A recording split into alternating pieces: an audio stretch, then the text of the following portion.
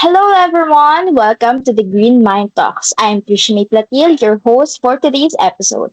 We're discussing the impact of childhood trauma on brain development. Joining me are the moderator Jasmine Hanyal and experts Jean Charmaine and Cabo, Virgin Elise Leva, and Faye Laika Reyes. Let's begin. Thank you for that, Trisha. Charm, could you start by explaining what childhood trauma is and why it's significant for brain development? Certainly, Jasmine. So, according to Osselman of the National Child Traumatic Stress Network, childhood trauma involves events where a child feels intensely threatened or harmed, like abuse, neglect, bullying, or community violence. Osselman points out that these experiences disrupt brain areas responsible for emotion and memory, such as the amygdala and hippocampus, and can affect individuals well into adulthood. Thanks for that, Charm.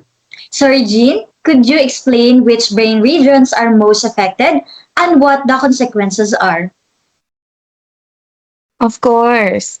ISP fostering explains that the amygdala, the brain's fear center, becomes overactive in traumatized children, which causes hypervigilance.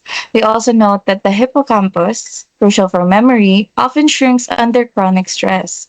Moreover, the prefrontal cortex, which controls planning and impulse regulation, tends to be underdeveloped.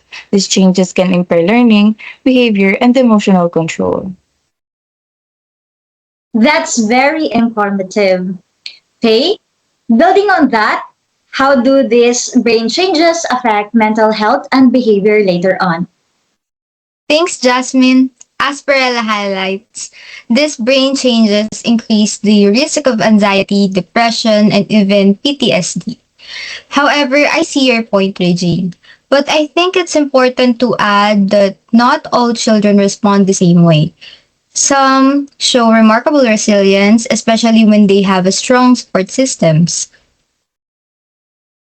That's a good point, Faye.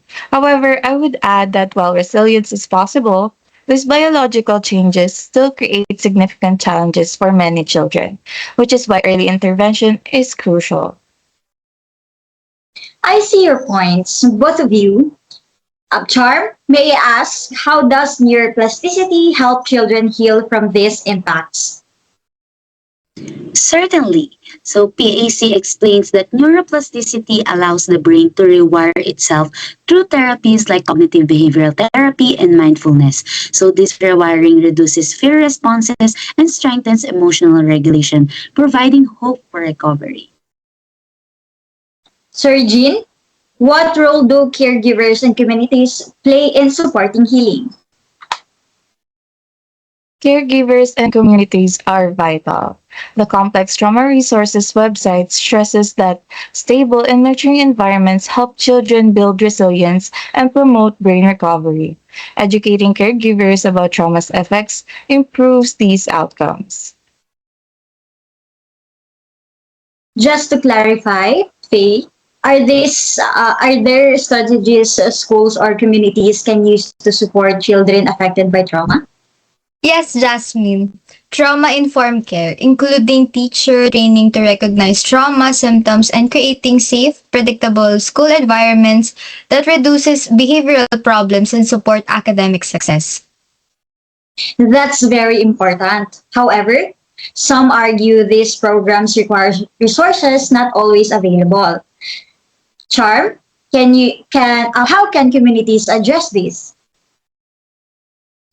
I agree that's a challenge. ISP fostering notes that community partnerships and government support are essential. Awareness campaigns and mental health funding can help bridge care gaps, especially in underserved areas. Thank you all. With a few minutes left, what final messages would you like to leave our audience? For me, I believe that recognizing trauma early and providing support can significantly change a child's life. I agree with that. And I would like to add that kindness and understanding play a huge role in healing. Yes, indeed. While trauma changes the brain's ability to heal through neuroplasticity gives us real hope. Wow, what a great session it has been. Thank you, Jasmine, Charm, Regine, and Faye for your valuable insights. And thank you, everyone, for watching the Green Mind Talks, where we hope this discussion shed light on childhood trauma's profound effects and the hope for healing. Remember, awareness and compassion can make a huge difference. Until next time, take care and stay informed.